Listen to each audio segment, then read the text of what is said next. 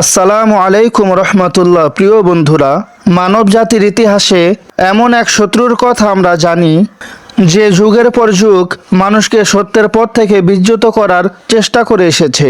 কিন্তু এমন একটি ঘটনা রয়েছে যা বহু শতাব্দী ধরে মানুষের অজানাই থেকে গিয়েছিল। যেই ঘটনায় এমন কিছু ছিল যার সামনে এসে শয়তান নিজেও ভীত হয়ে গিয়েছিল। সেদিন তাকে এমন এক অবস্থার মুখোমুখি হতে হয়েছিল যেখান থেকে ফিরে যাওয়ার কোনো পথই ছিল না। সে প্রতিবাদও করতে পারেনি, অস্বীকারও করতে পারেনি, বরং জীবনে প্রথমবার তাকে বাধ্য হয়ে সত্য কথা স্বীকার করতে হয়েছিল। কিন্তু প্রশ্ন হলো, এমন কি ঘটেছিল যে মানব জাতির সবচেয়ে বড় শত্রুকে মানব জাতির সর্বশ্রেষ্ঠ পথ প্রদর্শকের সামনে উপস্থিত হতে হয়েছিল? শয়তান কি কখনো তওবা করার কথা ভেবেছিল? কি তাকে সেই পথ থেকে বিরত রেখেছিল? আর মহানবী বিশ্বনবী রাসূলুল্লাহ সাল্লাল্লাহু আলাইহি ওয়াসাল্লামের প্রশ্নগুলোর জবাবে সে আসলে কি উত্তর দিয়েছিল? সবচেয়ে বিস্ময়কর বিষয় ছিল আরও সামনে, কারণ সেই সাক্ষাতেই প্রকাশ পেয়েছিল শয়তানের এমন কিছু গোপন তথ্য ও রহস্য যা অনেক মানুষ আজও জানে না বা কখনোই শোনেনি। আজকের এই কাহিনীতে আপনি জানতে চলেছেন এমন কিছু বিষয় যা শয়তান সম্পর্কে আপনার প্রচলিত ধারণাকেই নতুনভাবে ভাবতে বাধ্য করবে। আপনি দেখছেন চ্যানেল ইসলামিক ব্লগার স্টুডিও। আপনাদের ভালোবাসা, দোয়া এবং অব্যাহত সমর্থনই আমাদের এগিয়ে যাওয়ার অনুপ্রেরণা। আমাদের আয়োজন যদি আপনাদের ভালো লাগে তাহলে চ্যানেলটিকে সাবস্ক্রাইব করে পাশে থাকা বেল আইকনটি অন করে রাখুন। ভিডিওটি উপভোগ করলে একটি লাইক দিতে ভুলবেন না, কেননা আপনার একটি লাইকের মাধ্যমে ভিডিওটি সদকায়ে জারিয়ার মতো অন্য মুসলমান ভাই এবং বোনদের কাছে চলে যায়। আর অবশ্যই কমেন্টের মধ্যে লিখবেন যে আপনি পৃথিবীর কোন দেশ বা কোন শহর থেকে আমাদের সঙ্গে যুক্ত রয়েছেন। আর প্রিয় দর্শক, আমরা প্রতিনিয়তই আপনাদের জন্য হারাম মিউজিক ছাড়া, কোনো ধরনের নারীদের ফুটেজ ছাড়া ইউটিউব এবং ফেসবুকে ভিডিও দিয়ে যাচ্ছি। আমাদের প্রতিদিনের দিনে আমল এবং দোয়ার ভিডিও এবং ইসলামিক অনুপ্রেরণার ভিডিওগুলো সবার আগে আপনি আপনার ফোনে পেতে অবশ্যই চ্যানেলটিকে সাবস্ক্রাইব করে পাশে থাকা বেল আইকনটি বাজিয়ে দিন। তাহলে আর দেরি না করে চলুন জেনে নেওয়া যাক আজকের অসাধারণ কাহিনী। মদিনার সেই রাতটি ছিল শান্ত ও নিরিবিলি। চারদিকে ছিল প্রশান্তির আবহ। আর সেই রাতেই এক ঘরে উপস্থিত ছিলেন মানব জাতির সর্বশ্রেষ্ঠ ব্যক্তি মহানবী হযরত মুহাম্মদ সাল্লাল্লাহু আলাইহি ওয়াসাল্লাম। তাকে ঘিরেই বসেছিল তার প্রিয় সাহাবায়ে কেরাম রাদিয়াল্লাহু তাআলা আজমাইন। আলোচনা চলছিল অত্যন্ত শান্ত, গভীর এবং হৃদয়গ্রাহী পরিবেশে। সাহাবীরা পরম সৌভাগ্যের সঙ্গে আল্লাহর রসুল সাল্লাল্লাহু আলাইহি ওয়াসাল্লামের সান্নিধ্য উপভোগ করছিলেন। কিন্তু কিছুক্ষণের মধ্যেই এমন একটি ঘটনা ঘটতে চলেছিল যা সে রাতের পরিবেশকে সম্পূর্ণ বদলে দেবে। এমন এক আগন্তুক সেই ঘরের দরজায় এসে উপস্থিত হবে যার কথা এবং পরিচয় সেখানে উপস্থিত কেউ সহজেই ভুলতে পারবেন না। হঠাৎ বাইরে থেকে একটি কণ্ঠস্বর ভেসে আসলো, আমি কি ভেতরে আসতে পারি? এরপর আবার সে কণ্ঠ শোনা গেল, আপনার কাছে আমার একটি বিশেষ আবেদন আছে। একটি গুরুত্বপূর্ণ বিষয়ে আপনার সঙ্গে দেখা করা আমার জন্য প্রয়োজন। সাহাবায়ে কেরাম একে অপরের দিকে তাকালেন। কণ্ঠস্বরটি ছিল অচেনা, কিন্তু সাধারণ কোনো মানুষের বলে মনে হচ্ছিল না। তার মধ্যে ছিল এক ধরনের অদ্ভুত গাম্ভীর্য ও রহস্যময়তা। সবার দৃষ্টি গিয়ে থামল রাসূলুল্লাহ সাল্লাল্লাহু আলাইহি ওয়াসাল্লামের দিকে, কারণ এই ব্যাপারে সিদ্ধান্ত দেওয়ার একমাত্র অধিকার কেবল তারই ছিল। মহানবী সাল্লাল্লাহু আলাইহি ওয়াসাল্লাম কিছুক্ষণ নীরব থাকলেন। এরপর সাহাবীদের উদ্দেশ্যে জিজ্ঞেস করলেন, তোমরা কি জানো দরজার বাইরে কে দাঁড়িয়ে আছে? সাহাবায়ে কেরাম বিনয়ের সঙ্গে উত্তর দিলেন, আল্লাহ ও তার রসূলই সর্বাধিক জানেন। এরপর রসূল সাল্লাল্লাহু আলাইহি ওয়াসাল্লাম যে উত্তর দিলেন, যা শুনে উপস্থিত সবাই বিস্মিত হয়ে গেলেন। তিনি বললেন, দরজার বাইরে দাঁড়িয়ে আছে অভিশপ্ত ইবলিস। মুহূর্তের মধ্যেই ঘরের পরিবেশ বদলে গেল। সাহাবীদের চেহারায় ভেসে উঠল বিস্ময়, কারো মনে ফুটে উঠল ক্ষোভ, অনুভব করলেন উদ্বেগ। একথা শোনা মাত্রই হযরতে ওমর রাদিয়াল্লাহু তাআলা আনহু দাঁড়িয়ে গেলেন। দৃঢ় কণ্ঠে তিনি বললেন, হে আল্লাহর রসূল, আমাকে অনুমতি দিন, আমি এখনই তাকে হত্যা করি। আমার তরবারি দিয়ে এক কোপে তার দেহ থেকে মাথাটাকে আলাদা করে দেই। হযরত ওমর রাদিয়াল্লাহু তাআলা আনহুর এই প্রতিক্রিয়ায় কেউ আশ্চর্য হননি, কারণ মানব জাতির চিরশত্রুকে সামনে পেলে এমন অনুভূতি হওয়াই স্বাভাবিক। এটা ঈমানি শক্তি। কারণ মহান আল্লাহ তাআলা সূরা বাকারায় বলেছেন, নিশ্চয়ই শয়তান তোমাদের প্রকাশ্য দুশমন। কিন্তু রাসূলুল্লাহ সাল্লাল্লাহু আলাইহি ওয়াসাল্লাম হযরত ওমর রাদিয়াল্লাহু তাআলা আনহুকে শান্ত হতে বললেন। এরপর তিনি বললেন, হে ওমর, তুমি কি জানো না আল্লাহ তাআলা তাকে একটি নির্দিষ্ট সময় পর্যন্ত অবকাশ দিয়েছেন। এরপর মহানবী বিশ্বনবী হযরত মুহাম্মদ সাল্লাল্লাহু আলাইহি ওয়াসাল্লাম নির্দেশ দিলেন, দরজা খুলে দাও, তাকে ভেতরে আসতে দাও। কিন্তু এর আগে তিনি এমন একটি কথা বললেন যা উপস্থিত সাহাবীদের মনে আরো প্রশ্ন জাগিয়ে তুলল। তিনি বললেন, সে নিজের ইচ্ছায় এখানে আসেনি, তাকে এখানে আসার আদেশ দেওয়া হয়েছে। এ কথার অর্থ ছিল গভীর, কারণ ইবলিস সেখানে স্বেচ্ছায় উপস্থিত হয়নি। আল্লাহ তাআলার নির্দেশ ও অনুমতিতেই তাকে এই সভায় আসতে হয়েছিল। কিন্তু কেন, কি এমন কারণ ছিল যার জন্য মানব জাতির চিরশত্রুকে আল্লাহর রাসূল সাল্লাল্লাহু আলাইহি ওয়াসাল্লামের দরজায় উপস্থিত হতে হলো? এখান থেকেই ঘটনাটি আরো গুরুত্বপূর্ণ হয়ে ওঠে। দরজা খুলে দেওয়া হলো, এরপর ভেতরে প্রবেশ করলো এক বৃদ্ধ। তবে সে কোনো সাধারণ বৃদ্ধ ছিল না। বর্ণনায় উল্লেখ আছে, তার অবয়ব ছিল অস্বাভাবিক ও বিকৃত। চোখ দুটো ছিল অদ্ভুতভাবে উজ্জ্বল, মাথা ছিল হাতির মাথার মতো বড়, ঠোঁটও ছিল অস্বাভাবিক রকমের বিশাল। তার চেহারা ও দৃষ্টিতে এমন এক অস্বস্তিকর ভাব ছিল যা মানুষের মনে অস্থিরতা সৃষ্টি করতে পারে। এই দৃশ্য দেখে সাহাবায়ে কেরাম স্তব্ধ হয়ে গেলেন। তাদের মনে প্রশ্ন জাগলো, এ কি সত্যি সেই ইবলিস, সেই শত্রু যে আদম আলাইহিস সালাম থেকে শুরু করে যুগে যুগে মানুষকে বিভ্রান্ত করার চেষ্টা করে এসেছে? কত নবী রসুলদের ছেলে সন্তানদেরকে সে কাফের বানিয়েছে, কত নবী রসুল আম্বিয়াদের স্ত্রীকেও কাফেরদের অন্তর্ভুক্ত বানিয়েছে, কত দুই ভাইয়ের গভীর সম্পর্কের মধ্যে ফাটল ধরিয়েছে, কত লক্ষ কোটি মানুষকে জাহান্নামের পথে ঠেলে দিয়েছে। আজকে কি সে তাদের সামনেই দাঁড়িয়ে আছে? কিন্তু তার চেহারা চেয়ে বিস্ময়কর ছিল তার আচরণ।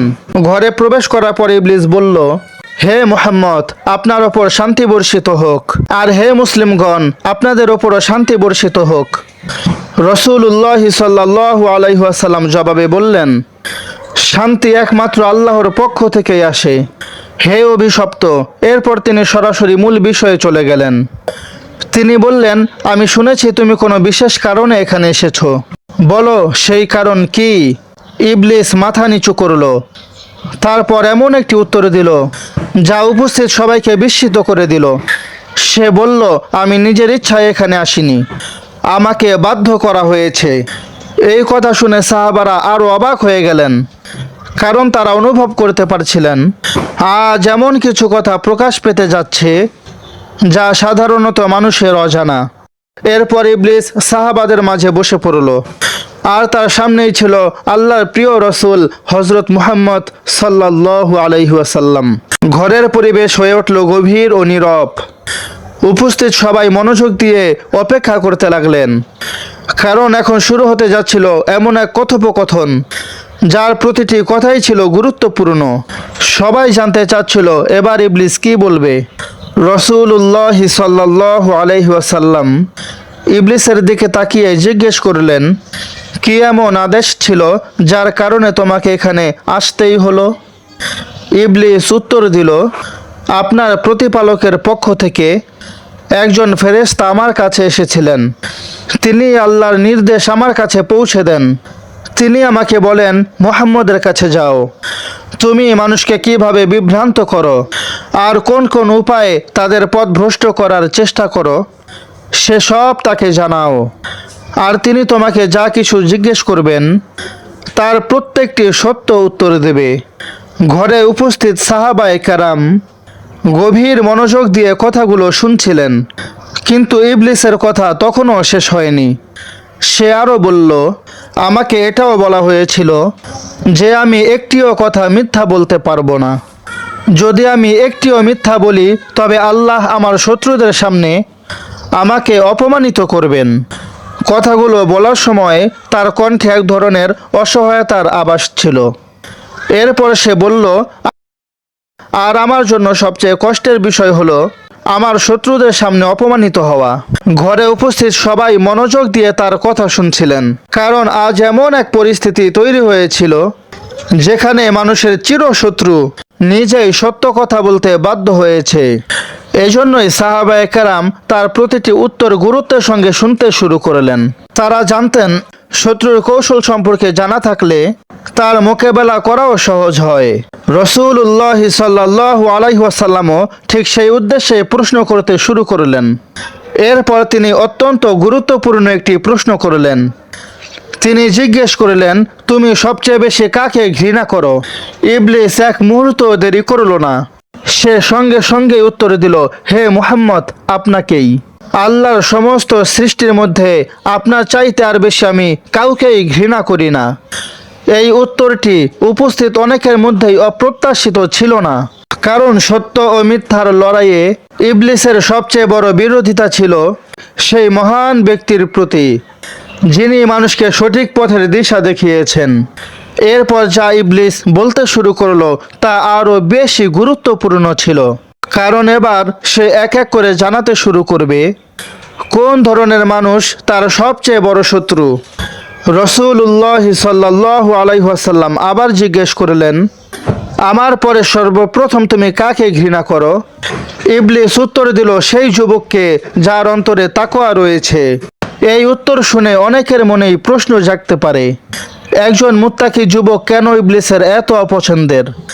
কারণ যৌবন মানুষের এমন এক গুরুত্বপূর্ণ সময় যখন তার ইচ্ছে উত্তম এবং ইচ্ছে শক্তি সবচেয়ে বেশি থাকে। একই সঙ্গে দুনিয়ার আকর্ষণ, প্রবৃত্তির টান এবং বিভিন্ন প্রলোভন এই সময় সবচেয়ে বেশি প্রবল হয়ে ওঠে।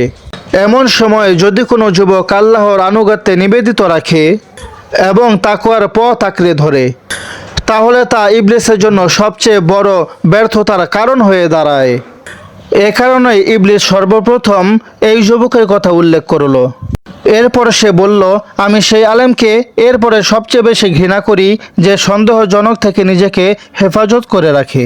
একজন সত্যিকারের আলেম সত্য এবং মিথ্যার পার্থক্য বুঝতে পারেন। তিনি মানুষের সামনে সঠিক পথ স্পষ্ট করে দেন, ভুল থেকে সতর্ক করেন এবং জ্ঞানের মাধ্যমে মানুষকে উপকৃত করেন।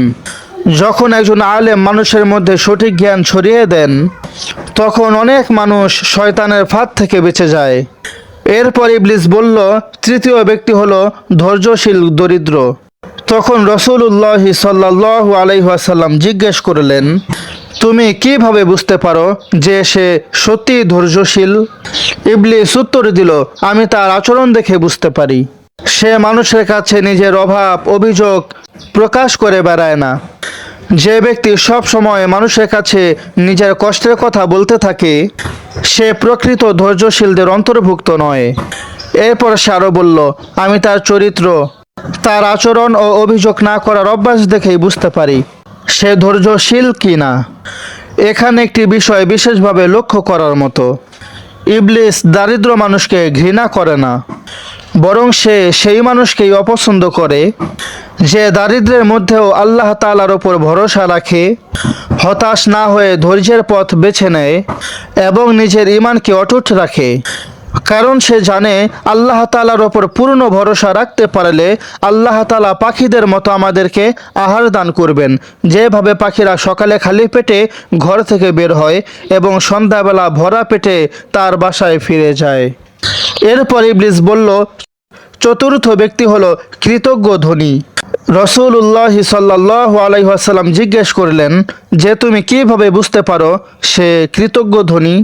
ইবলিস উত্তর দিল, যখন আমি দেখি কেউ হালাল উপায়ে সম্পদ অর্জন করে এবং সেই সম্পদ সঠিক ও কল্যাণকর কাজে ব্যয় করে, তখন আমি বুঝতে পারি যে সে সত্যিই কৃতজ্ঞ। সম্পদ মানুষের জন্য এক বড় পরীক্ষা। অনেক সময় মানুষকে তা দুনিয়ার মোহে আচ্ছন্ন করে ফেলে, অহংকারের দিকে নিয়ে যায় এবং তাকে আল্লাহর শ্রমণ থেকে দূরে সরিয়ে দেয়।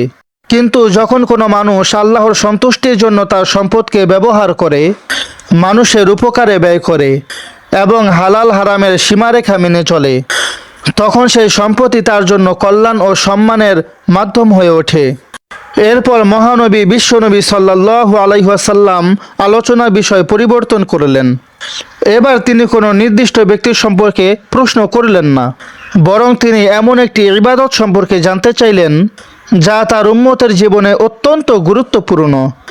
তিনি জানতে চাইলেন নামাজের সম্পর্কে, কারণ হাদিসে এসেছে মিফতাহুল জান্নাতিস সালাহ, নামাজ হচ্ছে বেহেশতের চাবি। অন্য রাওয়াতে এসেছে আউয়ালু মা ইউহাসাবু বিহিল আবেদু ইয়াউমাল কিয়ামাতিস সালাহ। যখন কিয়ামত দিবস অনুষ্ঠিত হবে, আল্লাহ তাআলা বিচারে কার্যক্রম শুরু করবেন, যখন বান্দাদের হিসাব নেওয়া শুরু করবেন, তখন সর্বপ্রথম নামাজের হিসাব নেওয়া হবে। কিয়ামতের দিন সর্বপ্রথম নামাজেরই হিসাব হইবে। আর যে ব্যক্তি তার আদায়কৃত নামাজের সঠিক যথাযথ হিসাব দিতে পারবে, সে পরবর্তী সব হিসাব তার জন্য সহজ হয়ে যাবে। মানুষের জীবনে অনেক ইবাদত রয়েছে, কিন্তু নামাজের জন্য একটি বিশেষ মর্যাদা আছে। আর ইবলিসের উত্তরের মাধ্যমে সেই বিষয়টি আরও স্পষ্ট হতে লাগলো। এই বিষয়টি পরিপূর্ণভাবে বুঝতে হলে আমাদের একটি পুরনো ঘটনার দিকে তাকাতে হয়। যখন আল্লাহ তাআলা হযরত আদম আলাইহিস সালামকে সৃষ্টি করেন, তখন ইবলিস সহ সকল ফেরেশতাদেরকে তার প্রতি সিজদা করার নির্দেশ দেওয়া হয়। আল্লাহর আদেশ পেয়ে সবাই সিজদা করেছিল, কিন্তু ইবলিস তা করেনি। তার অহংকার তাকে বাধা দিয়েছিল। সে বলেছিল, আমি তার চেয়ে উত্তম। এই অহংকারের কারণেই সে আল্লাহর রহমত থেকে দূরে সরে যায়। এরপর সে মানুষের বিরুদ্ধে শত্রুতা ঘোষণা করে এবং তাদের পথভ্রষ্ট করার সংকল্প করে। এতক্ষণ ঘরে উপস্থিত সবাই গভীর মনোযোগ দিয়ে কথোপকথন শুনছিলেন। রাসূলুল্লাহ সাল্লাল্লাহু আলাইহি ওয়াসাল্লাম আবার প্রশ্ন করলেন, আমার উম্মত যখন নামাজের জন্য দাঁড়ায়, তখন তোমার কি অবস্থা হয়? ইবলিস উত্তর দিল, হে মুহাম্মদ, তখন আমাকে যেন প্রবল অস্থিরতা গ্রাস করে, আমি কাঁপতে থাকি। রাসূলুল্লাহ সাল্লাল্লাহু আলাইহি ওয়াসাল্লাম এবং তার সাহাবীগণ মনোযোগ দিয়ে তার কথাগুলো শুনতে লাগলেন। কারণ যখন কোনো বান্দা আল্লাহর উদ্দেশ্যে সেজদায় যায়, তখন তার মর্যাদা বৃদ্ধি পায়। এই কথার মধ্যেই একটি গভীর শিক্ষা রয়েছে। কিন্তু রাসূলুল্লাহ সাল্লাল্লাহু আলাইহি ওয়াসাল্লাম হযরত ওমর রাদিয়াল্লাহু তাআলা আনহুকে শান্ত হতে বললেন। এরপর তিনি বললেন, হে ওমর, তুমি কি জানো না আল্লাহ তাআলা তাকে একটি নির্দিষ্ট সময় পর্যন্ত অবকাশ দিয়েছেন? এরপর মহানবী বিশ্বনবী হযরত মুহাম্মদ সাল্লাল্লাহু আলাইহি ওয়াসাল্লাম নির্দেশ দিলেন, দরজা খুলে দাও, তাকে ভেতরে আসতে দাও। কিন্তু এর আগে তিনি এমন একটি কথা বললেন যা উপস্থিত সাহাবীদের মনে আরও প্রশ্ন জাগিয়ে তুলল। তিনি বললেন, সে নিজের ইচ্ছায় এখানে আসেনি, তাকে এখানে আসার আদেশ দেওয়া হয়েছে। এ কথার অর্থ ছিল গভীর, কারণ ইবলিস সেখানে স্বেচ্ছায় উপস্থিত হয়নি। আল্লাহ তাআলার নির্দেশ ও অনুমতিতেই তাকে এই সভায় আসতে হয়েছিল। কিন্তু কেন? কি এমন কারণ ছিল যার জন্য মানব জাতির চিরশত্রুকে আল্লাহর রাসূল সাল্লাল্লাহু আলাইহি ওয়াসাল্লামের দরজায় উপস্থিত হতে হলো? এখান থেকেই ঘটনাটি আরও গুরুত্বপূর্ণ হয়ে ওঠে। দরজা খুলে দেওয়া হলো। এরপর ভেতরে প্রবেশ করলো এক বৃদ্ধ। তবে সে কোনো সাধারণ বৃদ্ধ ছিল না। বর্ণনায় উল্লেখ আছে, তার অবয়ব ছিল অস্বাভাবিক ও বিকৃত। চোখ দুটো ছিল অদ্ভুতভাবে উজ্জ্বল। মাথা ছিল হাতির মাথার মতো বড়। ঠোঁটও ছিল অস্বাভাবিক রকমের বিশাল। তার চেহারা ও দৃষ্টিতে এমন এক অস্বস্তিকর ভাব ছিল যা মানুষের মনে অস্থিরতা সৃষ্টি করতে পারে। এই দৃশ্য দেখে সাহাবায়ে কেরাম স্তব্ধ হয়ে গেলেন।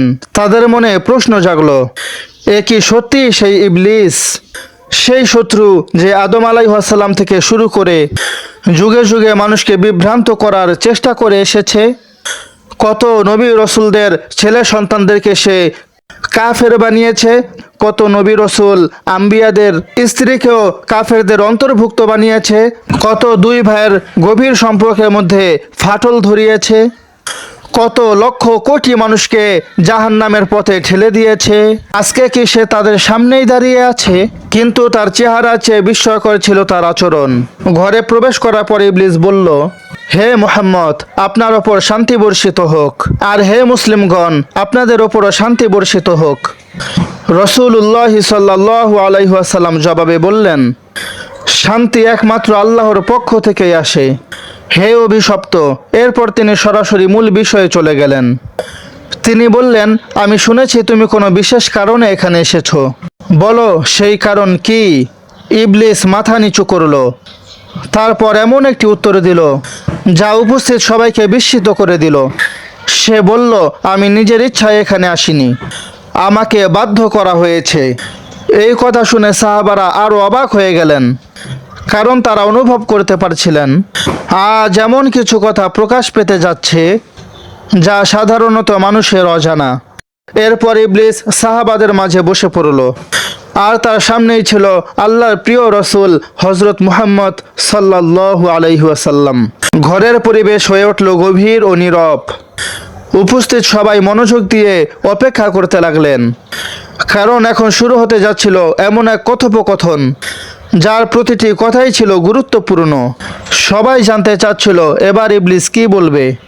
রাসূলুল্লাহ সাল্লাল্লাহু আলাইহি ওয়াসাল্লাম ইবলিসের দিকে তাকিয়ে জিজ্ঞেস করলেন, কি এমন আদেশ ছিল যার কারণে তোমাকে এখানে আসতেই হলো? ইবলিস উত্তর দিল, আপনার প্রতিপালকের পক্ষ থেকে একজন ফেরেশতা আমার কাছে এসেছিলেন। তিনি আল্লাহর নির্দেশ আমার কাছে পৌঁছে দেন। তিনি আমাকে বলেন, মুহাম্মদের কাছে যাও, তুমি মানুষকে কিভাবে বিভ্রান্ত করো আর কোন কোন উপায়ে তাদের পথ ভ্রষ্ট করার চেষ্টা করো সেসব তাকে জানাও। আর তিনি তোমাকে যা কিছু জিজ্ঞেস করবেন তার প্রত্যেকটি সত্য উত্তর দেবে।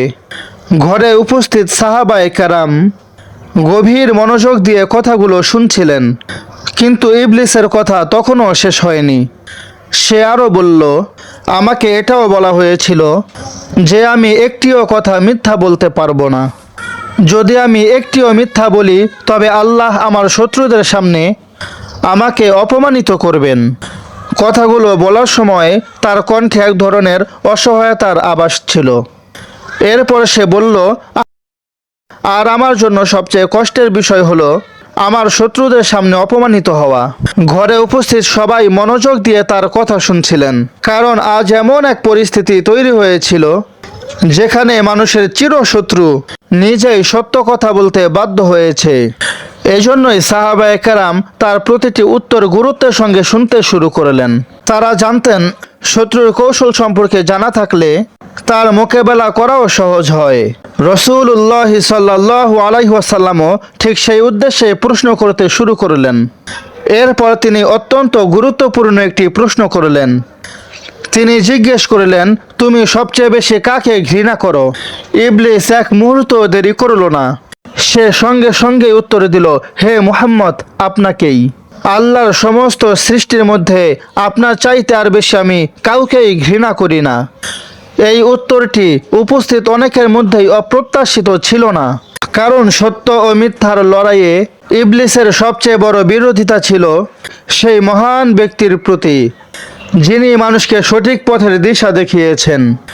এরপর যা ইবলিস বলতে শুরু করলো তা আরও বেশি গুরুত্বপূর্ণ ছিল, কারণ এবার সে এক এক করে জানাতে শুরু করবে কোন ধরনের মানুষ তার সবচেয়ে বড় শত্রু।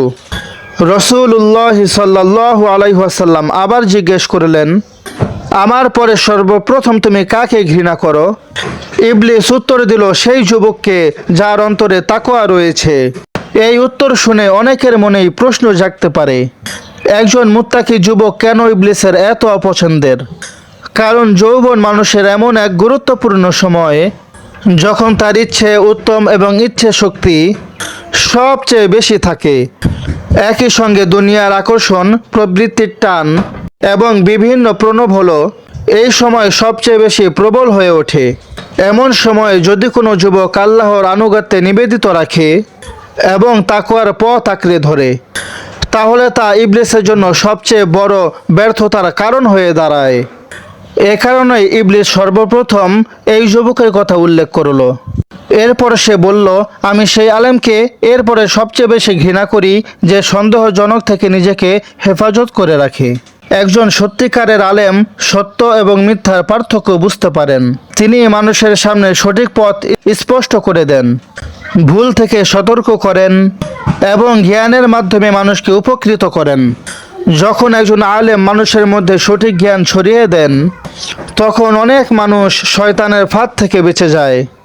এরপর ইবলিস বলল, তৃতীয় ব্যক্তি হলো ধৈর্যশীল দরিদ্র। তখন রাসূলুল্লাহ সাল্লাল্লাহু আলাইহি ওয়াসাল্লাম জিজ্ঞেস করলেন, তুমি কিভাবে বুঝতে পারো যে সে সত্যি ধৈর্যশীল? ইবলিস উত্তর দিল, আমি তার আচরণ দেখে বুঝতে পারি। সে মানুষের কাছে নিজের অভাব অভিযোগ প্রকাশ করে বেড়ায় না। যে ব্যক্তি সব সময় মানুষের কাছে নিজের কষ্টের কথা বলতে থাকে, সে প্রকৃত ধৈর্যশীলদের অন্তর্ভুক্ত নয়। এরপর সে আরও বলল, আমি তার চরিত্র, তার আচরণ ও অভিযোগ না করার অভ্যাস দেখেই বুঝতে পারি সে ধৈর্যশীল কি না। এখানে একটি বিষয় বিশেষভাবে লক্ষ্য করার মতো। ইবলিস দারিদ্র মানুষকে ঘৃণা করে না, বরং সে সেই মানুষকেই অপছন্দ করে যে দারিদ্র্যের মধ্যেও আল্লাহ তাআলার ওপর ভরসা রাখে, হতাশ না হয়ে ধৈর্যের পথ বেছে নেয় এবং নিজের ঈমানকে অটুট রাখে। কারণ সে জানে আল্লাহ তাআলার ওপর পূর্ণ ভরসা রাখতে পারলে আল্লাহ তাআলা পাখিদের মতো আমাদেরকে আহার দান করবেন, যেভাবে পাখিরা সকালে খালি পেটে ঘর থেকে বের হয় এবং সন্ধ্যাবেলা ভরা পেটে তার বাসায় ফিরে যায়। এরপর ইবলিস বলল, চতুর্থ ব্যক্তি হলো কৃতজ্ঞ ধনী। রাসূলুল্লাহ সাল্লাল্লাহু আলাইহি ওয়াসাল্লাম জিজ্ঞেস করলেন যে তুমি কিভাবে বুঝতে পারো সে কৃতজ্ঞ ধনী? ইবলিস উত্তর দিল, যখন আমি দেখি কেউ হালাল উপায়ে সম্পদ অর্জন করে এবং সেই সম্পদ সঠিক ও কল্যাণকর কাজে ব্যয় করে, তখন আমি বুঝতে পারি যে সে সত্যিই কৃতজ্ঞ। সম্পদ মানুষের জন্য এক বড় পরীক্ষা। অনেক সময় মানুষকে তা দুনিয়ার মোহে আচ্ছন্ন করে ফেলে, অহংকারের দিকে নিয়ে যায় এবং তাকে আল্লাহর শ্রমণ থেকে দূরে সরিয়ে দেয়। কিন্তু যখন কোনো মানুষ আল্লাহর সন্তুষ্টির জন্য তার সম্পদকে ব্যবহার করে, মানুষের উপকারে ব্যয় করে এবং হালাল হারামের সীমারেখা মেনে চলে, তখন সেই সম্পত্তি তার জন্য কল্যাণ ও সম্মানের মাধ্যম হয়ে ওঠে। এরপর মহানবী বিশ্বনবী সাল্লাল্লাহু আলাইহি ওয়াসাল্লাম আলোচনার বিষয় পরিবর্তন করলেন। এবার তিনি কোনো নির্দিষ্ট ব্যক্তির সম্পর্কে প্রশ্ন করলেন না, বরং তিনি এমন একটি ইবাদত সম্পর্কে জানতে চাইলেন যা তার উম্মতের জীবনে অত্যন্ত গুরুত্বপূর্ণ। তিনি জানতে চাইলেন নামাজের সম্পর্কে, কারণ হাদিসে এসেছে, মিফতাহুল জান্নাতিস সালাহ, নামাজ হচ্ছে বেহেশতের চাবি। অন্য রাওয়াতে এসেছে, আউয়ালু মা ইউহাসাবু বিহিল আবদু ইয়াউমাল কিয়ামাতিস সালাহ।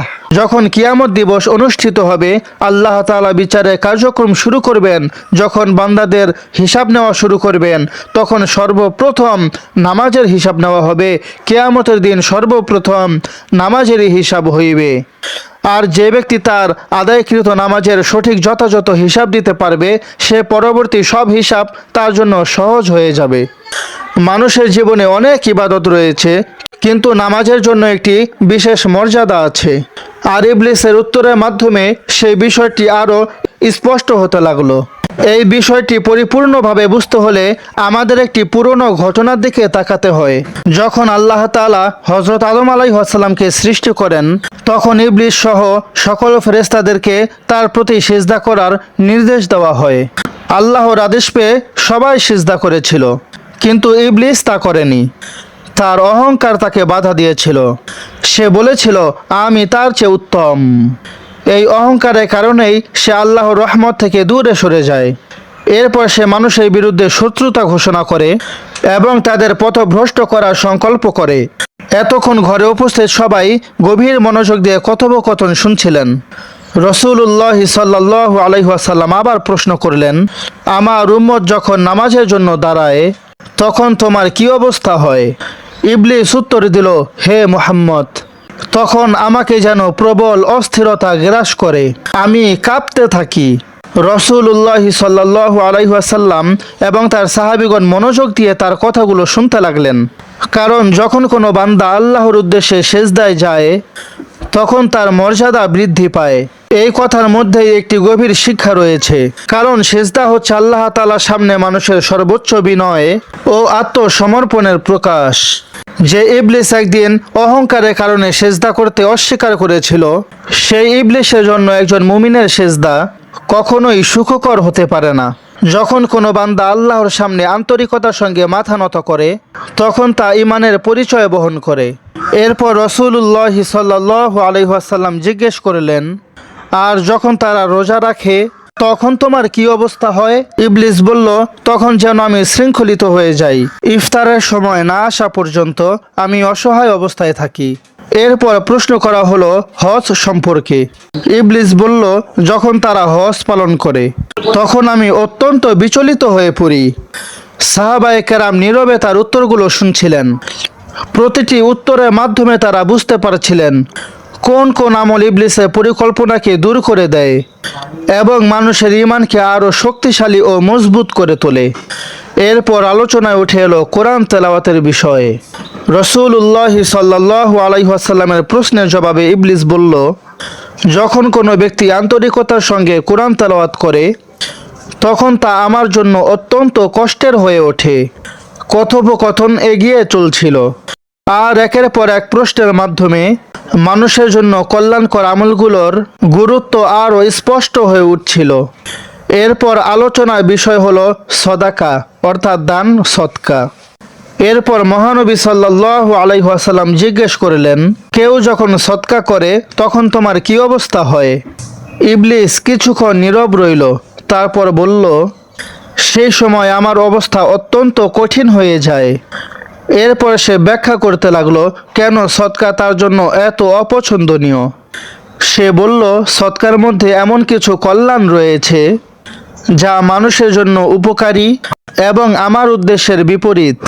এরপর সে একে একে 4টি বিষয় উল্লেখ করল। প্রথমত, সদকার কারণে আল্লাহ মানুষের সম্পদে বরকত দান করেন, তার রিজিক ও সম্পদে আরও প্রাচুর্য বাড়িয়ে দেন। দ্বিতীয়ত, মানুষের মধ্যে তার প্রতি ভালোবাসা ও সম্মান তৈরি হয়। তৃতীয়ত, সদকা মানুষের জন্য জাহান্নামের মুক্তির একটি মাধ্যম হয়ে দাঁড়ায়। আর চতুর্থ, আল্লাহর ইচ্ছায় সদকা মানুষের বিপদ আপদ, বালা মুসিবত, ডিপ্রেশন, মানসিক যন্ত্রণা, রাতের পর রাত অনিদ্রা এবং সংকীর্ণতা থেকে মুক্তির মাধ্যম হয়ে দাঁড়ায়। ইবলিসের এই কথা শুনে রাসূলুল্লাহ সাল্লাল্লাহু আলাইহি ওয়াসাল্লাম বললেন, সমস্ত প্রশংসা আল্লাহর জন্য, যিনি আমার উম্মতের জন্য কল্যাণের পথ উন্মুক্ত করেছেন এবং নির্দিষ্ট সময় পর্যন্ত তোমাকে কষ্ট ও ব্যর্থতার মধ্যে রেখেছেন। কিন্তু এই কথা শোনার পর ইবলিসের কথার ধরন কিছুটা পরিবর্তন হয়ে গেল। সে বলল, তারা কি সত্যি নিরাপদ আছে? এরপর সে নিজের কুমন্ত্রণার কথা বলতে শুরু করলো। সে বলল, আমি মানুষের মধ্যে কুমন্ত্রণা ছড়ানোর চেষ্টা করি, তাদের মনে সন্দেহ সৃষ্টি করি, ভুল পথে আহ্বান করি, অথচ অধিকাংশ মানুষ বুঝতেই পারে না আমি কিভাবে তাদেরকে বিভ্রান্ত করে থাকি। এরপর সে বলল, আমি সেই আল্লাহর শপথ করে বলছি যিনি আমাকে সৃষ্টি করেছেন এবং কিয়ামত পর্যন্ত অবকাশ দিয়েছেন, আমি মানুষকে পথভ্রষ্ট করার চেষ্টা চালিয়ে যাব, অজ্ঞদেরও, জ্ঞানীদেরও, পাপীদেরও, এমনকি ইবাদতে নিয়োজিত মানুষদেরও। ঘরে উপস্থিত সাহাবায়ে কেরাম গভীর মনোযোগ দিয়ে তার কথা শুনছিলেন। কিন্তু এরপর ইবলিস এমন একটি কথা বলল যা অত্যন্ত গুরুত্বপূর্ণ ছিল, তবে আল্লাহর একনিষ্ঠ বান্দার উপর আমার কোনো ক্ষমতা নেই। রাসূলুল্লাহ সাল্লাল্লাহু আলাইহি ওয়াসাল্লাম সঙ্গে সঙ্গে জিজ্ঞেস করলেন, তোমার মতে সেই একনিষ্ঠ বান্দারা কারা? এই প্রশ্নের পর ইবলিস কিছুক্ষণ চুপ করে রইল। মনে হচ্ছিল এখন তাকে এমন একটি সত্য প্রকাশ করতে হবে যা সে বলতে চায় না। অবশেষে সে বলল, হে মুহাম্মদ, যে ব্যক্তি তার সম্পদ, মর্যাদা এবং দুনিয়ার মোহকে জীবনের প্রধান লক্ষ্য বানিয়ে ফেলে তার ইখলাস পূর্ণতা লাভ করে না। এরপর সে বলতে লাগলো, কিন্তু এরপর যখন আমি এমন কাউকে দেখি যে সম্পদের মোহে আবদ্ধ নয়, যে মানুষের প্রশংসা পাওয়ার জন্য ব্যাকুল নয়, খ্যাতি ও সম্মানের পেছনে দৌড়ে বেড়ায় না এবং তার কাজের উদ্দেশ্য একমাত্র আল্লাহর সন্তুষ্টি, তখন আমি বুঝতে পারি সে একজন একনিষ্ঠ বান্দা অথবা বান্দি। তারপর সে স্বীকার করল, এমন মানুষের ওপর আমার প্রভাব খুবই দুর্বল হয়ে যায় আর আমি তাকে বিভ্রান্ত করার পথে নিরাশ হয়ে পড়ি। ইবলিসের এই কথা শুনে উপস্থিত সবাই গভীর চিন্তায় ডুবে গেলেন, কারণ কথাগুলো শুধুমাত্র শয়তানের দুর্বলতার কথাই বলছিল না, বরং একজন মুমিনের শক্তিশালী দিকটিও স্পষ্ট করে দিচ্ছিল। মানুষ যত বেশি আল্লাহর জন্য আন্তরিক হয়, দুনিয়ার মোহ থেকে নিজেকে দূরে রাখে এবং নিজের সমস্ত আমল শুধুমাত্র আল্লাহর সন্তুষ্টির জন্য করে, শয়তানের জন্য তাকে বিভ্রান্ত করা অনেকটাই কঠিন হয়ে যায়। একটু ভাবুন প্রিয় বন্ধুরা, যে শয়তান মানুষের অন্তরে কুমন্ত্রণা দেওয়ার চেষ্টা করে, সেই শয়তান নিজেই স্বীকার করেছে যে কিছু মানুষের সামনে তার কৌশল কার্যকর হয় না। যে হৃদয়ে দুনিয়ার মোহ, অহংকার এবং মানুষের প্রশংসা পাওয়ার আকাঙ্ক্ষা থেকে মুক্ত থাকে, তাকে বিভ্রান্ত করা তার জন্য সহজ নয়। কিন্তু ইবলিসের কথা এখানেই শেষ হলো না। এরপর সে এমন একটি ঘটনার কথা বলতে শুরু করলো যা মানুষের জন্য বড় শিক্ষা বহন করে। সে বলল, এখন আমি তোমাদেরকে এমন একটি ব্যক্তির কথা বলবো যিনি একসময় ইবাদত ও সাধনার জন্য পরিচিত ছিলেন। তার নাম ছিল বারসিসা। প্রিয় দর্শক, হয়তো আপনারা এই ঘটনাটি আবু তোহা মোহাম্মদ আদনান ভাইয়ের অনেক লেকচারে শুনেছেন। তিনি প্রায় সময় উম্মাহকে সচেতন করার জন্য এই ঘটনাটি তার লেকচারের একটি অংশ বানিয়ে নিয়েছেন। তো প্রিয় দর্শক, বারসিসা এই নামটি মনে রাখা দরকার, কারণ এটি শুধুমাত্র কোনো সাধকের কাহিনী নয়, বরং এটি দেখায় কিভাবে একজন মানুষ ধীরে ধীরে ভুল পথে চলে যেতে পারে যদি সে নিজের ঈমান ও আমলের ব্যাপারে সতর্ক না থাকে। বর্ণনায় এসেছে যে বারসিসা দীর্ঘ 70 বছর আল্লাহর ইবাদতে কাটিয়েছেন। 1 বছরও নয়, 10 বছরও নয়, পুরো 70 বছর। মানুষ তাকে সম্মান করত, তার সম্পর্কে ভালো ধারণা পোষণ করত, অসুস্থ মানুষকে তার কাছে নিয়ে যাওয়া হতো, আর আল্লাহর ইচ্ছায় অনেকেই সুস্থতা লাভ করত। সমাজে তিনি ছিলেন একজন সম্মানিত ও বিশ্বস্ত ব্যক্তি। বাহ্যিকভাবে দেখলে মনে হতো এমন একজন মানুষকে পথভ্রষ্ট করা প্রায় অসম্ভব, কিন্তু ইবলিস বিষয়টিকে অন্যভাবে দেখেছিল। সে বলল, আমি দীর্ঘ সময় তার পেছনে লেগেছিলাম, তাকে বিভ্রান্ত করার সুযোগ খুঁজেছি। কারণ শয়তানের একটি কৌশল হলো সে সব সময় তাড়াহুড়ো করে না। অনেক সময় মানুষ দ্রুত ফল চায়, কিন্তু শয়তান অপেক্ষা করতে পারে। সে অপেক্ষা করে মানুষের কোনো দুর্বলতা প্রকাশ পাওয়ার জন্য, কোনো অসতর্কতা মুহূর্তের জন্য। অনেক মানুষই মনে করে বড় গুনাহ হঠাৎ করেই শুরু হয়, কিন্তু বাস্তবে বিষয়টি অনেক সময় এমন নয়। ইবলিস বলল, আমি সাধারণত বড় কোনো পাপ দিয়ে শুরু করি না। প্রথমে একটি ছোট ভুলকে সহজ করে তুলি, তারপর আরেকটি, এরপর ধীরে ধীরে মানুষকে আরও সামনে নিয়ে যাই। বারসিসার ঘটনাতেও এমনটি ঘটেছিল। প্রথমে এমন কিছু ঘটল যা সাধারণ ও নিরীহ বলে মনে হচ্ছিল। এরপর এলো একটি ছোট আপোষ, তারপর আরেকটি, এরপর আরও বড় ভুল। এরপর সে এক সময় এমন সব কাজে জড়িয়ে পড়লেন যা আগে হয়তো তিনি কল্পনাও করেননি। ঘটনার ধারাবাহিকতায় তিনি গুরুতর গুনাহের মধ্যে পতিত হলেন। এরপর পরিস্থিতি আরও খারাপের দিকে এগোতে থাকে। শেষ পর্যন্ত তিনি এমন অবস্থায় পৌঁছে যান যা তার দীর্ঘ বছরের ইবাদতের সঙ্গে যা একেবারেই অসামঞ্জস্যপূর্ণ ছিল। ইবলিস যখনই এই ঘটনার বর্ণনা দিচ্ছিল, তখন তার কথার ভঙ্গি দেখে বোঝা যাচ্ছিল যে সে এই ঘটনাকে একটি নিজের বড় সাফল্য বলে মনে করে। কারণ তার লক্ষ্য কাউকে সাধারণত একদিনেই ধ্বংস করা নয়, বরং সে মানুষকে ধীরে ধীরে পরিবর্তন করার চেষ্টা করে, অল্প অল্প করে তাকে নিরাপদ পথ থেকে সরিয়ে দেয়। এ কারণেই কোরআনে শয়তানের পদচক্র অনুসরণ করার ব্যাপারে বলা হয়েছে। শয়তান সাধারণত মানুষকে গভীর গহ্বরে নিক্ষেপ করে না, বরং ধাপে ধাপে এমন অবস্থায় নিয়ে যায় যেখানে পৌঁছানোর কথা মানুষ কখনো প্রথমে ভাবেও নি। আর বারসিসার ঘটনা অতীতের কোনো কাহিনী নয়, এটি এমন একটি শিক্ষা যা প্রতিটি যুগের মানুষের জন্য প্রযোজ্য। আজও শয়তান মানুষের সামনে ছোট ভুলকে তুচ্ছ ও নিরীহ বলে উপস্থাপন করে। মানুষ যখন সেই ভুলকে গুরুত্ব দেয় না, তখন ধীরে ধীরে আরও বড় ভুলে দরজা খুলে যায়। মনে রাখবেন প্রিয় দর্শক, একটি ভুল, একটি গুনাহ, একটি পাপ কখনো ছোট নয়। যেমন একটি সাপ কখনোই ছোট নয়, সে ছোট হোক তবুও সে কিন্তু সাপ। তার যেমন বিষ আছে, একইভাবে একটি গুনাহ যতই ছোট হোক সেও ধীরে ধীরে মানুষকে বড় বড় গুনাহের দিকে নিয়ে যায়। ইবলিস তার কথা চালিয়ে যেতে লাগলো।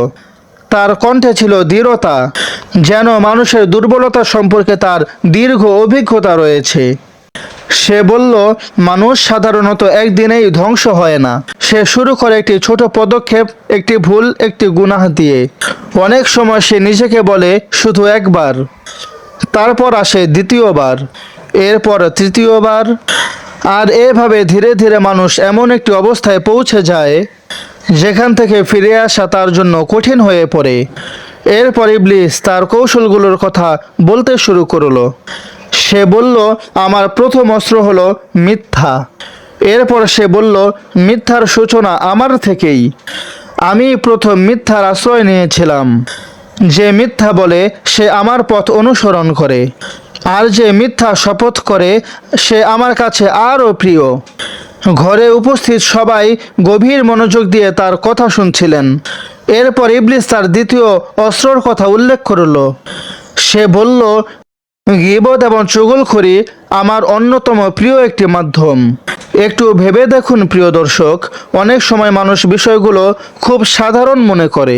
কেউ হয়তো আড্ডার ছলে তার অনুপস্থিতিতে তার কথা বলছে, কেউ হয়তো বিনোদনের জন্য অন্যের সমালোচনা করেছে, আবার কেউ হয়তো গুরুত্ব না বুঝেই একজনের কথা আরেকজনের কাছে পৌঁছে দিচ্ছে।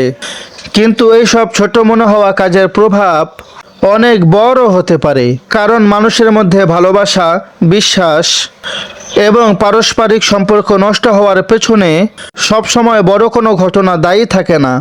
অনেক সময় অসতর্ক কিছু শব্দই যথেষ্ট, একটি গোপন কথা, একটি অপবাদ, কিন্তু একটি ভুল বার্তা, এসব থেকেই মানুষের মনে সন্দেহ জন্ম নিতে পারে। ধীরে ধীরে সম্পর্কের দূরত্ব বাড়ে, বিশ্বাস দুর্বল হয় এবং ভ্রাতৃত্ব ক্ষতিগ্রস্ত হয়। এ কারণেই গীবত, অপবাদ এবং চগলখড়ি ইবলিসের কাছে এত পছন্দের। এরপর সে আরেকটি গুরুত্বপূর্ণ বিষয়ে কথা বলল, নামাজ। কারণ সে জানত যে ব্যক্তি নিজের নামাজের ব্যাপারে যত সচেতন, তাকে বিভ্রান্ত করা তত কঠিন। ইবলিস বলল, যখন কোনো মানুষ নামাজের জন্য প্রস্তুতি নেয় তখন আমি তার কাছে যাই আর আমি তাকে বলি, এখনো সময় আছে, আগে এই কাজটা শেষ করো, তারপর নামাজ পড়বে। কথাগুলো আমাদের অনেকের কাছেই পরিচিত মনে হতে পারে, কারণ শয়তান সাধারণত সরাসরি এসে বলে না যে নামাজ পড়ো না, বরং সে দেরি করানোর চেষ্টা করে। সে বলে আরেকটু পরে পড়বে, এই কাজটা শেষ করে নাও, আর মাত্র কয়েক মিনিটের ব্যাপার। আর সেই কয়েকটি মিনিট কখন যে দীর্ঘ সময় হয়ে যায়, অনেক সময় মানুষ তা বুঝতেই পারে না। এভাবে ধীরে ধীরে নামাজ পিছিয়ে যেতে থাকে, আর এক সময় কেউ কেউ নিজের অজান্তেই নিজের ক্ষতি করে ফেলে। ইবলিস বলল, আমি চেষ্টা করি নামাজকে তার নির্দিষ্ট সময় থেকে পিছিয়ে দিতে। এরপরে সে আরও বলল, যদি কেউ আমার কুমন্ত্রণা উপেক্ষা করে নামাজে দাঁড়িয়ে যায়, তখনও আমি তাকে ছেড়ে দেই না। রাসূলুল্লাহ সাল্লাল্লাহু আলাইহি ওয়াসাল্লাম ও সাহাবায়ে কেরাম মনোযোগ দিয়ে শুনতে লাগলেন। ইবলিস বলল, তখন আমি তার নামাজের মধ্যেই তার মনোযোগ নষ্ট করার চেষ্টা করি। সে মানুষের মনে নানান ধরনের চিন্তা ঢুকিয়ে দেয়, কখনো কোনো অসমাপ্ত কাজের কথা মনে করিয়ে দেয়, কখনো কোনো ব্যবসা বা চাকরির চিন্তা, কখনো কখনো পারিবারিক বিষয়, আবার কখনো এমন কোনো বিষয় যার সঙ্গে সেই মুহূর্তে তার কোনো সম্পর্কই নেই। ফলে দেখা যায় মানুষ নামাজে দাঁড়িয়ে আছে ঠিকই, কিন্তু তার মন অন্য কোথাও ঘুরে বেড়ায়। ইবলিস বলল, আমি তাকে বিভিন্ন চিন্তায় ব্যস্ত রাখার চেষ্টা করি, যাতে তার একাগ্রতা ও মনোযোগ দুর্বল হয়ে যায়। এভাবেই সে মানুষের ইবাদতের সৌন্দর্য ও খুশু দুর্বল করার চেষ্টা করে। ইবলিস বলল, এরপরেও যদি আমি সফল না হই, এরপর আমি তাকে নামাজ দ্রুত শেষ করার জন্য প্রচলিত করার চেষ্টা করি। সে চাইতো মানুষ যেন নামাজকে একটি গুরুত্বপূর্ণ ইবাদত হিসেবে নয়, বরং দ্রুত শেষ করে ফেলার একটি কাজ হিসেবে গ্রহণ করে। অথচ সিজদা এমন একটি মুহূর্ত যখন বান্দা তার প্রতিপালকের সবচেয়ে নিকটে থাকে। এটি মনোযোগ, বিনয় এবং আল্লাহর প্রতি পূর্ণ আত্মসমর্পণের সময়। কিন্তু ইবলিসের চেষ্টা থাকে মানুষ যেন সেই গুরুত্বপূর্ণ সময়ের মুহূর্ত অনুভব করতে না পারে। এরপরে সে বলল, যদি আমি তাতেও ব্যর্থ হই, তাহলে জামাতে নামাজ পড়ার ব্যক্তির কাছে যাই। সে বলল, আমি চেষ্টা করি সে যেন ইমামের অনুসরণের ব্যাপারে ভুল করে। কখনো ইমামের আগে রুকুতে যায়, কখনো ইমামের আগে সেজদায় চলে যায়, কিংবা আগে মাথা তোলে অথবা আগে সালাম ফিরিয়ে ফেলে। কিন্তু এর পরেও যদি সে সফল না হয়, তখন সে অন্য উপায়ে মানুষের মনোযোগ নষ্ট করার চেষ্টা করে। ইবলিস বলল, তখন আমি নামাজের মধ্যেই তাকে অপ্রয়োজনীয় চিন্তা ও কোনো কাজের কথা স্মরণ করিয়ে দেওয়ার মাধ্যমে তার মনোযোগ নষ্ট করার চেষ্টা করি। আর যদি সেটাও সম্ভব না হয়, আর সে মানুষের অলসতা বাড়িয়ে দেওয়ার চেষ্টা করে, সে বলল, আমি তার মধ্যে অনীহা ক্লান্তি তৈরি করার চেষ্টা করি, দুনিয়াবি বিষয়ের ওপর তার মনোযোগ বাড়িয়ে দেই। এর মাধ্যমে মানুষকে ধীরে ধীরে ইবাদত থেকে দূরে সরিয়ে নেওয়ার চেষ্টা করা হয়। ইবলিসের কথা শুনে সাহাবায়ে কেরাম নিজেদের দিকেও দৃষ্টি দিলেন। তারা উপলব্ধি করতে লাগলেন মানুষের জন্য নামাজের একাগ্রতা ও সময় মতো আদায় কতটা গুরুত্বপূর্ণ। এরপর ইবলিস আরেকটি বিষয় উল্লেখ করল। সে বলল, হে মুহাম্মদ, মানুষের মধ্যে এমন অনেকে আছে যাদেরকে আমি ধীরে ধীরে সত্যের পথ থেকে সরিয়ে নিতে সক্ষম হয়েছি। সে আরও ইঙ্গিত করল যে এই বিচ্যুতি হঠাৎ করেই সব সময় ঘটে না, বরং নিঃশব্দে শুরু হয়। মানুষ অনেক সময় নিজেও বুঝতে পারে না যে কখন সে আগের সতর্কতা হারিয়ে ফেলেছে, কখন তার আমলে শৈথিল্য এসেছে, আর সে কখন ধীরে ধীরে সঠিক পথ থেকে দূরে সরে যেতে শুরু করেছে। এই কারণেই একজন মুমিনের জন্য সব সময় ঈমান, আমল ও আল্লাহ তাআলার সঙ্গে সম্পর্কের ব্যাপারে সতর্ক থাকা অত্যন্ত জরুরি। ইবলিসের এই সব কথা শুনে সাহাবায়ে কেরাম গভীর চিন্তায় মগ্ন হয়ে গেলেন। তারা উপলব্ধি করতে পারলেন শয়তানের সবচেয়ে বড় শক্তি তার ক্ষমতা নয়, বরং মানুষের অসতর্কতা, গাফলতি ও দুর্বলতার সুযোগ নেওয়া। কিছুক্ষণ নীরবতার পর সাহাবায়ে কেরাম তাকে আরও সংক্ষিপ্ত কিছু প্রশ্ন করতে শুরু করলেন। একজন জিজ্ঞেস করলেন, তোমার সবচেয়ে ঘনিষ্ঠ সঙ্গী কে? ইবলিস উত্তর দিল, যে সুদ খায়। আরেকজন জিজ্ঞেস করলেন, তোমার বন্ধু কে? সে বলল, যে ব্যভিচারে লিপ্ত হয়। আরেকটি প্রশ্ন এলো, তোমার বিশেষ সঙ্গী কে? ইবলিস উত্তর দিল, যে মদ পান করে। প্রশ্ন করা হলো, তোমার অতিথি কে? সে বলল, চোর। এরপর জিজ্ঞেস করা হলো, তোমার বার্তাবাহক কারা? ইবলিস বলল, যারা জাদু ও জাদুবিদ্যার সঙ্গে জড়িত। আরেকজন জানতে চাইলেন, কোন বিষয় তোমাকে সবচেয়ে বেশি আনন্দ দেয়? সে উত্তর দিল, যখন একজন মানুষ তার স্ত্রীকে তালাক দেয়। এরপর প্রশ্ন করা হলো, তোমার সবচেয়ে প্রিয় মানুষ কারা? ইবলিস বলল, যারা জুমার নামাজকে অবহেলা করে। প্রশ্ন উত্তর চলতে থাকলো। তবে এইবার আলোচনার দিক কিছুটা পরিবর্তিত হলো। এবার রাসূলুল্লাহ সাল্লাল্লাহু আলাইহি ওয়াসাল্লাম জানতে চাইলেন না যে কোন বিষয় ইবলিসকে শক্তিশালী করে তোলে, বরং তিনি জানতে চাইলেন কোন বিষয়গুলো তাকে দুর্বল করে দেয়। তিনি জিজ্ঞেস করলেন, হে অভিশপ্ত, কোন জিনিস তোমার অন্তরকে সবচেয়ে বেশি কষ্ট দেয়? ইবলিস উত্তর দিল, আল্লাহর পথে সংগ্রামের পথে এগিয়ে যাওয়া মানুষদের দৃঢ় পদক্ষেপ। তার বক্তব্যের অর্থ ছিল সেসব মানুষদের কথা যারা নিজেদের সময়, শ্রম, সামর্থ্য এবং জীবনকে আল্লাহর সন্তুষ্টির জন্য ব্যয় করে। এখানে সংগ্রামের অর্থ শুধু যুদ্ধ নয়, বরং ইসলামের সঠিক শিক্ষা মানুষের কাছে পৌঁছে দেওয়া, নিজের জীবনে ইসলামের আদর্শ বাস্তবায়ন করা, উত্তম চরিত্রের মাধ্যমে সত্যকে তুলে ধরা এবং আল্লাহর সন্তুষ্টির জন্য আন্তরিক প্রচেষ্টা চালানো। এসবই এর অন্তর্ভুক্ত। যখন কোনো মানুষ নিজের স্বার্থের চেয়ে আল্লাহ তাআলার সন্তুষ্টিকে বেশি গুরুত্ব দেয়, তখন তা ইবলিসের উদ্দেশ্যের সম্পূর্ণ বিপরীত হয়ে দাঁড়ায়। এরপর রাসূলুল্লাহ সাল্লাল্লাহু আলাইহি ওয়াসাল্লাম জিজ্ঞেস করলেন, কোন জিনিস তোমাকে সবচেয়ে বেশি হতাশ করে দেয়? ইবলিস উত্তর দিল, তওবাকারীদের তওবা। কারণ যখন একজন মানুষ নিজের ভুল বুঝতে পারে, অনুতপ্ত হয় এবং আন্তরিকভাবে আল্লাহর দিকে ফিরে আসে, তখন শয়তানের অনেক পরিকল্পনাই ব্যর্থ হয়ে যায়। কিন্তু সে আরও একটি বিষয়ের কথা উল্লেখ করল। সে বলল, আর যা আমাকে সবচেয়ে বেশি কষ্ট দেয় তা হলো নিরন্তর ইস্তেগফার, দিনে কিংবা রাত্রে, একাকী বা মানুষের সামনে। যখন কোনো বান্দা আন্তরিকতার সাথে আল্লাহ তাআলার কাছে ক্ষমা প্রার্থনা করে, তখন তা শয়তানের জন্য অপছন্দনীয় হয়ে ওঠে। অনেকেই ইস্তেগফারকে খুব সাধারণ একটি আমল মনে করেন। কয়েকটি শব্দ উচ্চারণ করলেই যেন বিষয়টি শেষ হয়ে যায়, কিন্তু এর তাৎপর্য অনেক গভীর। কারণ ইস্তেগফার শুধু মুখের উচ্চারণ নয়, এটি আল্লাহর দিকে ফিরে যাওয়ার প্রকাশ, নিজের ভুল স্বীকার করা এবং অনুতপ্ত হৃদয়ে ক্ষমা প্রার্থনা করা। যখন একজন বান্দা তার রবের সামনে মাথা নত করে বলে, হে আমার প্রতিপালক, আমি ভুল করেছি, আমি আপনার ক্ষমা চাই, তখন সে আবার আল্লাহর দিকে ফিরে আসে। আর মানুষের এই ফিরে আসাই এমন একটি বিষয় যা ইবলিস কখনোই পছন্দ করে না। কারণ সে চায় মানুষ ভুলের মধ্যে আটকে থাকুক। কিন্তু তাওবা ও ইস্তেগফার আবার তার প্রতিপালকের সান্নিধ্যের দিকে ফিরিয়ে নিয়ে যায়। তারপর আলোচনায় একটি শিক্ষণীয় গল্প উল্লেখ করা হলো, যা দীর্ঘদিন ধরে মানুষের মাঝে প্রচলিত রয়েছে। বর্ণনা করা হয়, একদিন এক আলেম ফজরের নামাজের আগে ঘুমিয়ে পড়েন, কিন্তু তার ঘুম ভাঙতে দেরি হয়ে যায়।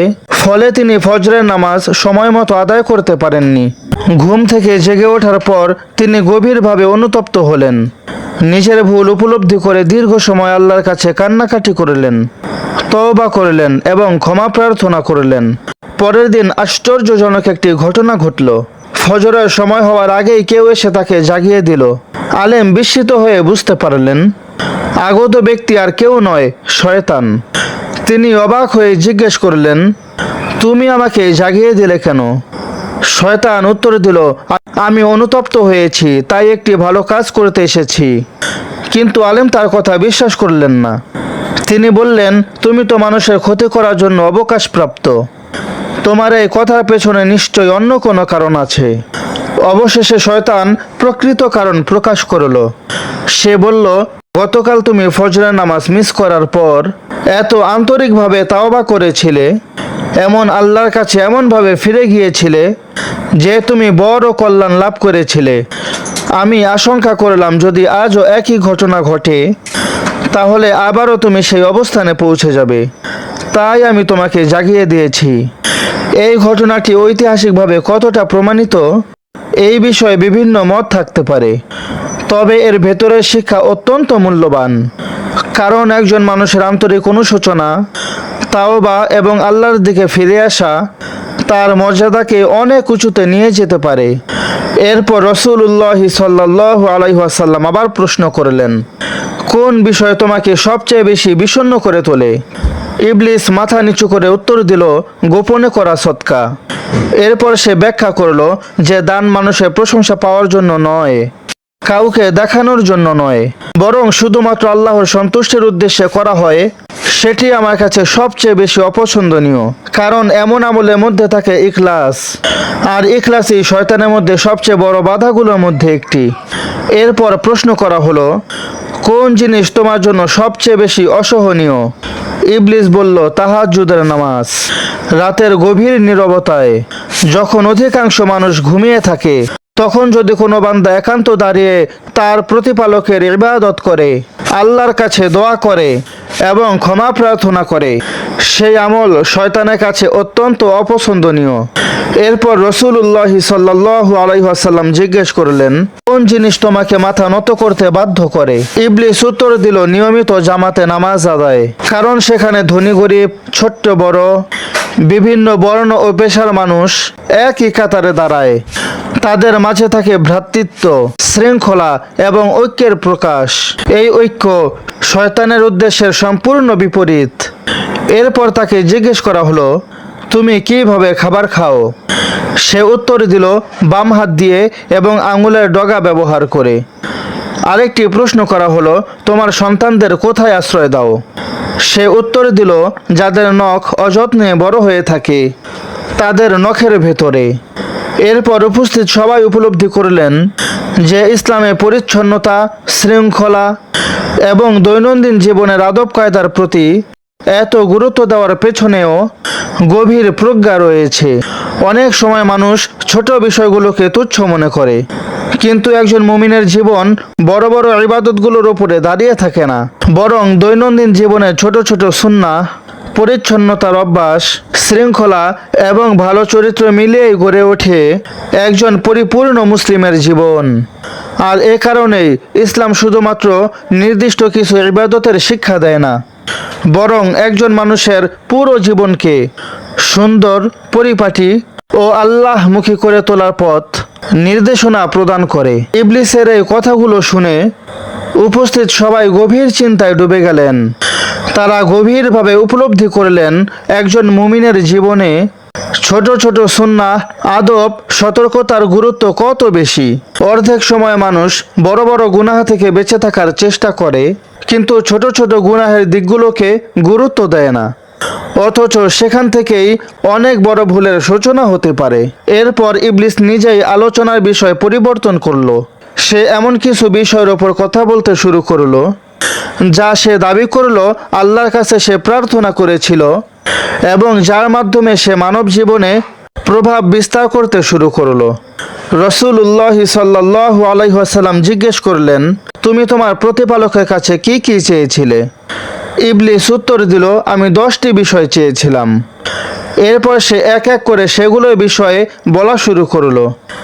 সে বলল, প্রথমত, আমি আদম সন্তানের সম্পদ এবং সন্তানদের মধ্যে অংশীদার হতে চাইলাম। তার বক্তব্য ছিল, মানুষ যখন আল্লাহর নির্দেশনা উপেক্ষা করে, হারাম পথে সম্পদ উপার্জন করে, অথবা জীবনের গুরুত্বপূর্ণ কাজগুলো আল্লাহর নাম ও স্মরণ ছাড়া সম্পূর্ণ করে, তখন সে সেই সুযোগ কাজে লাগানোর চেষ্টা করে। এরপর সে বলল, দ্বিতীয়ত, আমি মানুষের দাম্পত্য কিছু ক্ষেত্রে অংশগ্রহণের সুযোগ চেয়েছিলাম। অর্থাৎ মানুষ যখন জীবনের গুরুত্বপূর্ণ মুহূর্তগুলোতে আল্লাহর স্মরণ ও তার আশ্রয় প্রার্থনাকে উপেক্ষা করে, তখন শয়তান সেখানে প্রভাব বিস্তারের চেষ্টা করে। তৃতীয় বিষয় সম্পর্কে সে বলল, আমি একটি উপাসনালয় চেয়েছিলাম। তারপর সে দাবি করল, বাজারকে আমার জন্য নির্ধারণ করা হয়েছে। সে সময়ের বাজারগুলো শুধুমাত্র ব্যবসা বাণিজ্যের স্থান ছিল না, অনেক সময় সেখানে দুনিয়ার মোহ, অহংকার, প্রতারণা এবং প্রতিযোগিতার পরিবেশও সৃষ্টি হয়েছিল। আজকের সময় এর অর্থ হতে পারে এমন সব পরিবেশ যেখানে মানুষ আল্লাহর স্মরণ থেকে দূরে সরে যায় এবং শুধুমাত্র দুনিয়াবী বিষয় নিয়েই ব্যস্ত হয়ে পড়ে। এরপর সে বলল, চতুর্থত, আমি একটি বই চেয়েছিলাম। তার দাবি ছিল এমন সব লেখা বা বক্তব্য যা থেকে মানুষকে দূরে সরিয়ে দেয় এবং আল্লাহকে ভুলিয়ে দেয়, সেগুলোই তার পছন্দের মাধ্যম। পঞ্চম বিষয় সম্পর্কে সে বলল, আমি একটি ঘর চেয়েছিলাম। সে দাবি করল এমন স্থান তার আশ্রয়স্থল হিসেবে ধাবিত হয় যেখানে মানুষ পরিচ্ছন্নতা, শৃঙ্খলা ও মৌলিক আদবের কথা ভুলে যায়। এরপর সে বলল, ষষ্ঠত, আমি একজন ঘনিষ্ঠ সঙ্গী চেয়েছিলাম। তার বক্তব্য অনুযায়ী নেশা ও মাদকাসীদের সঙ্গে জড়িত ব্যক্তিরাই তার সবচেয়ে বেশি কাছের সঙ্গী। সপ্তম বিষয় সম্পর্কে সে বলল, আমি স্বামী স্ত্রীর মধ্যে বিভেদ সৃষ্টি করার সুযোগ চেয়েছিলাম, কারণ পরিবার সমাজের মূল ভিত্তি। পরিবার দুর্বল হয়ে গেলে সমাজও দুর্বল হয়ে পড়ে। অষ্টম হিসেবে সে বলল, আমি অপচয়কারীকে আমার ভাই হিসেবে পেয়েছি, যারা আল্লাহর দেয়া নিয়ামতের মূল্য দেয় না, অপ্রয়োজনীয় অপচয় করে এবং সীমালঙ্ঘন করে। তারা অজান্তেই শয়তানের উদ্দেশ্যকে সহজ করে দেয়। নবম বিষয় সম্পর্কে ইবলিস বলল, আমি এমন ক্ষমতা চেয়েছিলাম যে আমি মানুষকে দেখতে পাই আর তারা আমাকে দেখতে না পায়। তার দাবি অনুযায়ী তাকে এই সুযোগ দেওয়া হয়েছে। এরপর সে দশম ও শেষ বিষয়ের কথা উল্লেখ করল। সে বলল, আমি আদম সন্তানের অন্তরে কুমন্ত্রণা পৌঁছে দেওয়ার সুযোগ চেয়েছিলাম। অর্থাৎ মানুষের মনে সন্দেহ সৃষ্টি করা, ভুল চিন্তা প্রবেশ করানো এবং তাকে সত্য পথ থেকে ফিরিয়ে দেওয়া, এই সবই তার অন্যতম প্রধান কৌশল। ইবলিস যখন এইসব কথা বলছিল, তখন সাহাবায়ে কেরাম গভীর মনোযোগ দিয়ে শুনছিলেন, কারণ তারা বুঝতে পারছিলেন কোনো শত্রুকে পরাজয় করতে চাইলে তার কৌশল সম্পর্কে জানা জরুরি। আর এই আলোচনার মাধ্যমে মানুষের সামনে স্পষ্ট হয়ে উঠছিল, শয়তান সাধারণত মানুষকে শক্তি প্রয়োগ করে নয়, গাফলতি, অসতর্কতা এবং ছোট ছোট দুর্বলতার সুযোগ নিয়ে মানুষকে প্রভাবিত করার চেষ্টা করে। ইবলিস তার বক্তব্য শেষ করলে রাসূলুল্লাহ সাল্লাল্লাহু আলাইহি ওয়াসাল্লাম বললেন, তুমি যে কথাগুলো বলছো সেগুলোর সমর্থনে আল্লাহর কিতাবের উল্লেখ না থাকলে আমি সেগুলো বিশ্বাস করতাম না। এ কথা শোনার পর ইবলিস এমন একটি কথা উল্লেখ করলো যা পুরো আলোচনার অন্যতম গুরুত্বপূর্ণ অংশ হয়ে উঠেছিল। সে বলল, আসলে আমি কাউকে জোর করে পথভ্রষ্ট করতে পারি না। ঘরে উপস্থিত সাহাবায়ে কেরাম গভীর মনোযোগ দিয়ে তার কথা শুনতে লাগলেন। ইবলিস বলল, আমি শুধু কুমন্ত্রণা দেই, আমি পাপকে মানুষের সামনে আকর্ষণ করে তুলে ধরার চেষ্টা করি, এর চেয়ে বেশি কিছু নয়। এরপর সে আরও বলল, যদি মানুষের ওপর আমার জোর করার ক্ষমতা থাকতো তবে পৃথিবীতে একজন মুমিনও অবশিষ্ট থাকতো না। আমি সবাইকে সত্য পথ থেকে সরিয়ে দেওয়ার চেষ্টা করতাম। তার এই স্বীকারোক্তি ছিল অত্যন্ত তাৎপর্যপূর্ণ, কারণ অনেক সময় মানুষ নিজের সম্পূর্ণ ভুলের দায় শয়তানের ওপর চাপিয়ে দিতে চায়, কিন্তু এখানে ইবলিস নিজেই স্বীকার করেছে সে শুধু আহ্বান জানায়, প্রবঞ্চনা দেয় এবং কুমন্ত্রণা ছড়ায়। সিদ্ধান্ত গ্রহণ করে মানুষ নিজেই। কোন পথ বেছে নিবে সে দায়িত্ব শেষ পর্যন্ত মানুষের ওপরেই ভর দেয়। এইভাবে কথোপকথন ধীরে ধীরে শেষের দিকে এগিয়ে যাচ্ছিল। ঠিক তখনই রাসূলুল্লাহ সাল্লাল্লাহু আলাইহি ওয়াসাল্লাম এমন একটি প্রশ্ন করলেন যা উপস্থিত সবাইকে বিস্মিত করে দিল। সম্ভবত পুরো আলোচনার সবচেয়ে অপ্রত্যাশিত প্রশ্ন ছিল এটি। তিনি প্রশ্ন করলেন, হে অভিশপ্ত, হে ইবলিস, তুমি কি কখনো তওবা করার কথা ভেবেছ? মুহূর্তের মধ্যেই পরিবেশ আরো গভীর হয়ে উঠল। সাহাবায়ে কেরাম নীরবে অপেক্ষা করতে লাগলেন। হয়তো তাদের মনেও একই প্রশ্ন জাগছিল। মানব জাতির এই চিরশত্রু, সে কি কখনো নিজের ভুল উপলব্ধি করতে পেরেছিল?